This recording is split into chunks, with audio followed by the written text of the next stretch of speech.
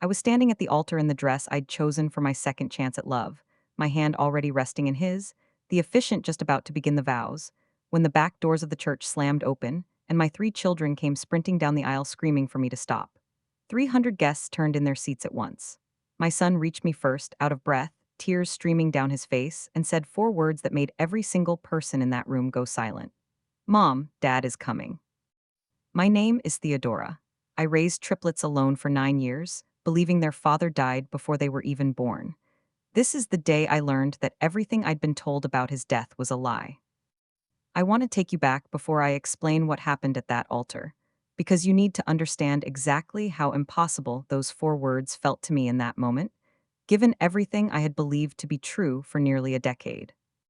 I met Julius when I was 23, both of us young and reckless in the particular way people are before life has had the chance to hand them anything truly heavy to carry. We married quickly, maybe too quickly by most people's standards, but it never felt reckless to either of us. It felt inevitable, the way some relationships do when two people find each other at exactly the right moment. I got pregnant with the triplets less than a year into our marriage, and Julius was the kind of expecting father who read every parenting book he could get his hands on, who painted the nursery himself, even though I told him we could easily hire someone, who used to talk to my stomach every night before bed, as though the three babies inside could already hear him and needed reassuring that they were wanted. I remember, even in those early months of marriage, sensing a particular coolness from Perpetua that I chalked up at the time to an overprotective mother adjusting to sharing her only son with someone else. She was never outright hostile, not in any way I could have pointed to directly, but there was a formality to how she treated me, a careful distance that never quite warmed the way I kept expecting it eventually would. Julius told me once in the early days that his mother had strong opinions about who he should have married, someone from a family she'd known longer, someone whose background she understood better than mine, and that he'd simply decided, at some point, that his own happiness mattered more than her approval. I admired that about him then. I didn't yet understand how much that quiet defiance would eventually cost all of us. 6 months into my pregnancy, Julius was killed, or so I was told, in a car accident on a business trip nearly 3 states away. His mother, Perpetua, was the one who called me with the news, her voice shaking so convincingly over the phone that I collapsed onto my kitchen floor and stayed there for almost an hour before I could bring myself to call anyone else. There was a service, closed casket, which Perpetua explained gently was because of the severity of the accident, something I accepted without question in the fog of early grief, too devastated and too pregnant to push back on details that, looking back now, I should have questioned far sooner than I ever did. I gave birth to Micah, Selah, and Judah 3 months later, alone in every sense that mattered, raising three babies as a widow before I'd even turned 25. Perpetua stayed close throughout those early years, more involved than most mothers-in-law typically remain after losing a son, visiting often, sending money when I needed it, always careful, I understand now, to keep herself positioned at the center of my life, and my children's lives in a way I mistook for grief-driven devotion rather than something far more calculated. The children grew up knowing their father only through photographs and the stories I told them, a good man who had died before he ever got the chance to hold them, a story I believed completely because I had no reason not to. I built an entire second life around that grief over the following years, finished my degree, built a career in hospital administration, slowly, carefully allowed myself to imagine a future that included love again, though it took me nearly 8 years before I let myself seriously date anyone. Barrett came into my life almost 2 years before that wedding day, patient and steady in a way that felt entirely different from the whirlwind romance of my early 20s with Julius. He was wonderful with the triplets, careful never to try to replace the father they'd never got to know, instead building his own separate relationship with each of them on its own terms. When he proposed, a year into our relationship, I said yes without a single moment of hesitation, certain that I had found a second chance most widows never get, ready to build a blended, whole family with a man who had earned every bit of trust the children, and I had slowly extended to him. The morning of the wedding was, up until the moment everything shattered, one of the happiest of my adult life. My sister helped me into my dress in the small room set aside for the bride. The triplets, then 9 years old, ran in and out in their formal outfits, giddy with the specific excitement children have at weddings, more focused on the cake than the ceremony itself. I remember the specific quality of light coming through the small window in that room, the way my sister kept fussing over a stray curl near my temple, the sound of the string quartet warming up somewhere down the hall, every small detail of that morning etched into my memory, now, with a sharpness that only comes from a day that was about to break apart entirely.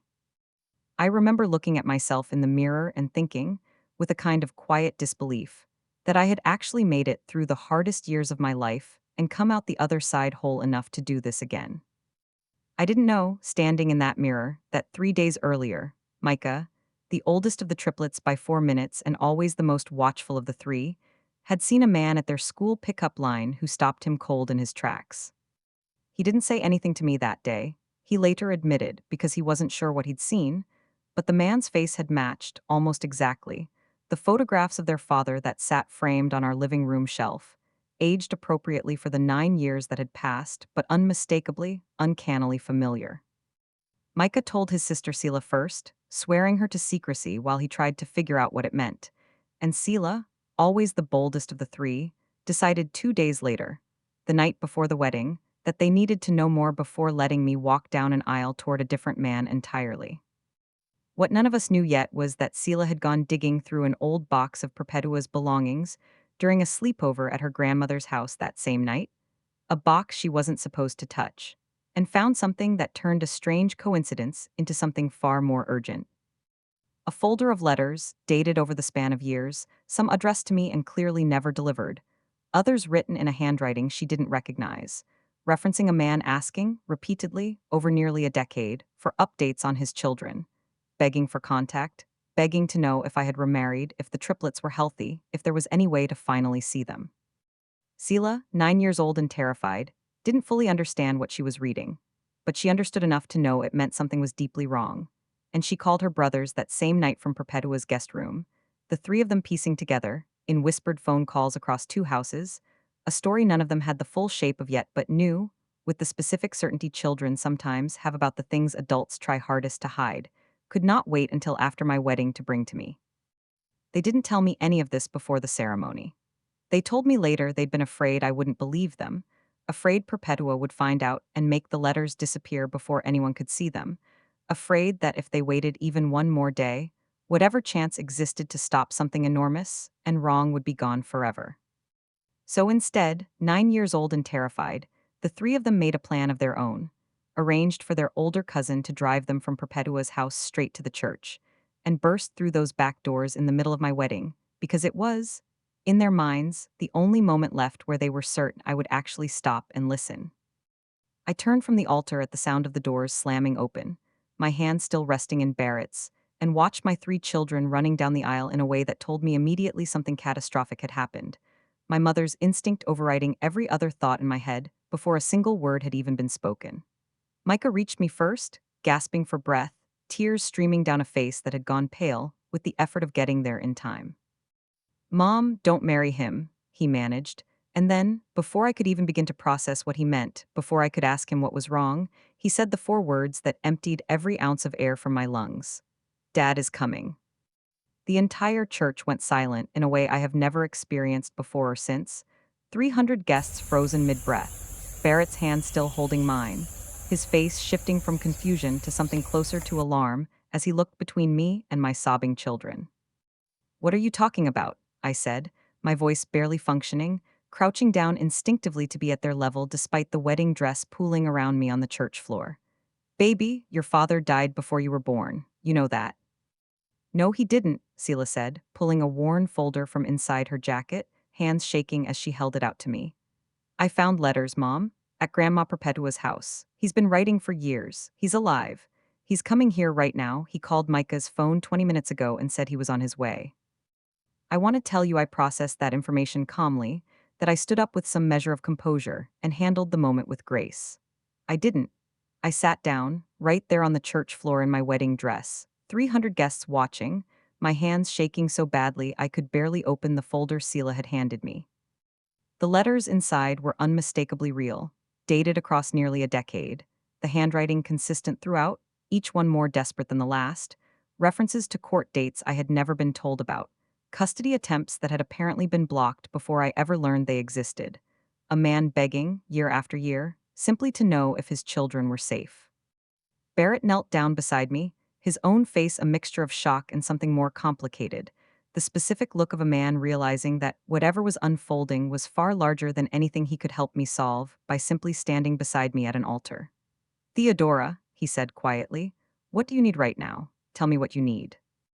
I need everyone to stay calm, I said, though my own voice was doing anything but, and I need someone to get Perpetua on the phone right now, because she is the only person who can explain how my children ended up holding letters from a man I buried 9 years ago.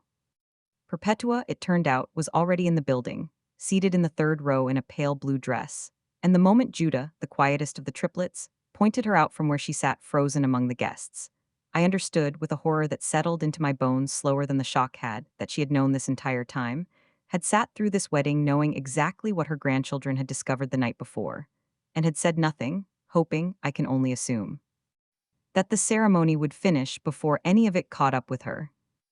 I walked toward her in my wedding dress, guests parting silently around me, and asked her, directly in front of everyone, whether my children were telling the truth. She didn't answer right away, and her silence answered for her more completely than any words could have. When she finally spoke, her voice was smaller than I had ever heard it. All the warmth she'd carried through 9 years of visits and holidays and quiet involvement in my life draining out of it entirely. I did what I thought was best, she said. For my son, for those children. You were not the woman I wanted for him, Theodora. I never approved of the marriage, not from the very beginning, and when he told me he was staying with you regardless, staying even after I threatened to cut him off completely, I decided I would rather he lose you than lose himself to a life I knew wasn't right for him. So you told me he was dead, I said, my voice barely a whisper now, the full scope of what she was admitting almost too large to hold. You let me bury an empty casket.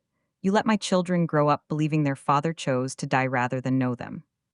I told him you didn't want contact, she said, and something in her voice cracked slightly, the first real fracture in 9 years of careful composure. I intercepted every letter he tried to send you. I told him over and over that you had moved on, that reaching out would only hurt the children further, that the kindest thing he could do was let you build a new life without the complication of his return. I convinced myself, somewhere along the way, that I was protecting all of you from a mess I never wanted for my son in the first place. I didn't have time to fully absorb the weight of that confession before the church's main doors opened one final time, and a man walked in that I recognized instantly despite 9 years, and the visible toll of a decade spent fighting, apparently, to reclaim a family he'd been told no longer wanted him. Julius stopped just inside the doorway, and I watched him take in the scene. Me in a wedding dress, 3 sobbing children clustered around me, Barrett standing at the altar behind us, his own mother sitting frozen in the third row having just confessed, in front of 300 witnesses, to a decade of orchestrated deception. He looked, more than anything, like a man who had spent years imagining 100 different versions of this reunion, and had never once pictured it happening like this. Theodora, he said, his voice unsteady, I've been trying to reach you for 9 years. I stood there in that church, caught between a wedding I no longer knew whether I could finish, and a man I had genuinely mourned for nearly a decade, standing very much alive 20 feet away from me, and I understood, with a clarity that cut through the chaos, that there was no version of that day that was going to end simply. No clean resolution available to any of us standing in that room. Barrett, to his credit, was the one who moved first, crossing the space between us and placing a steady hand on my shoulder. I think, he said quietly just for me, though I know at least some of the guests nearby heard him too, that this wedding needs to wait, not end. Wait. You need to find out what's true before either of us decides anything else.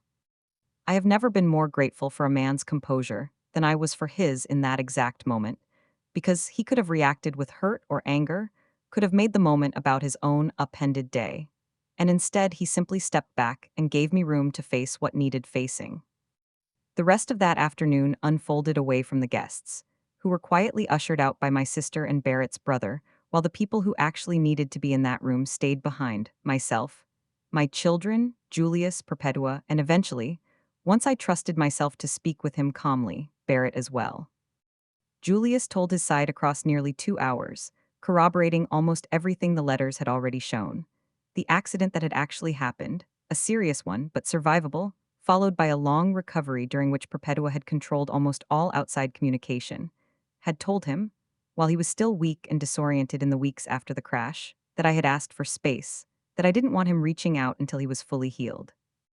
By the time he was strong enough to reach out himself, she had already told me, and told everyone, that he had died, and unwinding a lie that large, once it had calcified into an entire family's shared grief, had taken him years of legal battles he mostly lost, blocked at nearly every turn by a mother with more resources and more credibility than a man the world already believed was dead.